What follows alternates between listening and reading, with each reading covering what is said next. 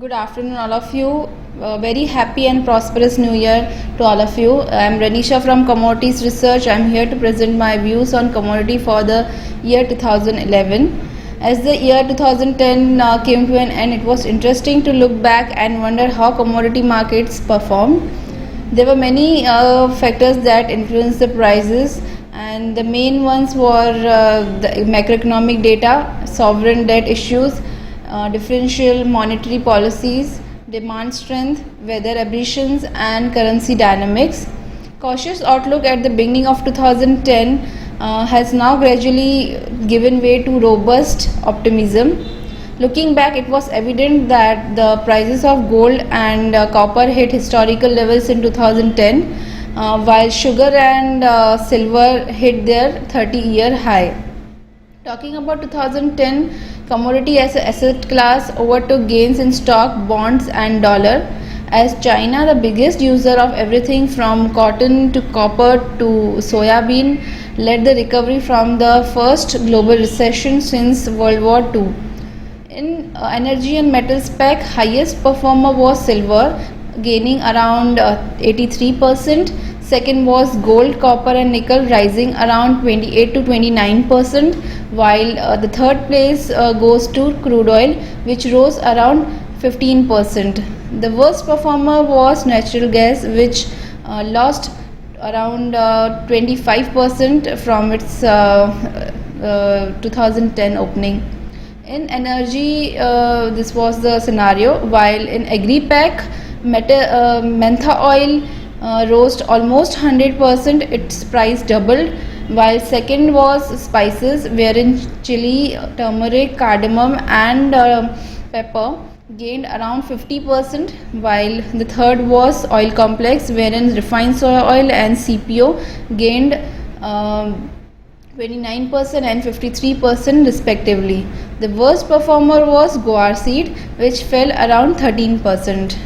There were many international events which spurred the commodity prices, but there were three most important events that dominated the price action.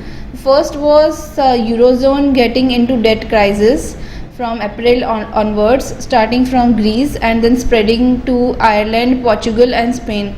Billions of dollars of bailout were given to these countries by IMF and other Eurozone countries. The second issue was the China, where government tried to cool growth and inflation by cutting interest rates, by rising interest rates and reserve ratio. Thirdly, in November, US Fed announced second round of quantitative easing measures for US economy, and they said that they will pump in $600 billion through June 2011 to try to boost the fragile recovery in US. Heading towards 2011, commodity can be best described as drifting higher as prices respond to extremely favorable backdrop of low interest rates and accelerating economic growth. The opportunity for 2011 correction will take place only when this bullish paradigm is upset in some way. Already we have seen forecast on interest rates on long end making a leg higher. If they makes another such move, say the 10-year treasury at 4.5%, we may see some impact on equities and commodity markets. Then there is a prospect of potentially many more hikes from China. If growth in the world's second largest economy slows than expected, then we will have a tremendous impact in commodities. Until then, the trend is decisively higher. For gold, it will continue its uptrend in 2011. My target is $1600 at COMEX and around rupees 22,500 at MCX. Although I have concerns that the current rally appears to be momentum driven, it may well continue through 2011 as long as the US Federal Reserve is engaged in efforts to stimulate the US economy with rock bottom interest rates and quantitative easing programs. Gold will find favor among the investors. Silver is benefiting from a strong recovery in industrial activity, particularly in China, and debt concerns in Eurozone.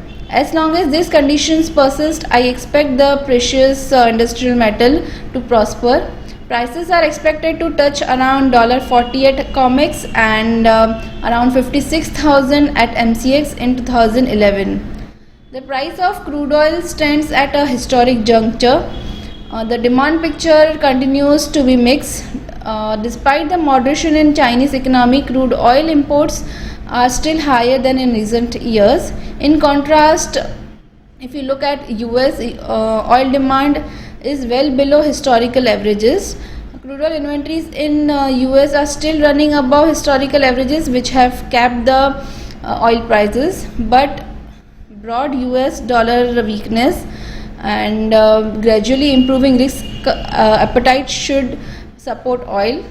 On the negative side, there are renewed concern on Eurozone, peripheral debt situation, interest rate hikes in Asia, and some lingering risk aversion, as well as the supply from OPEC and non-OPEC countries. So in 2011, I expect crude to trade around 115 to 120 levels on higher side, and support lies at $80. If that is broken, we may see $70 in 2011.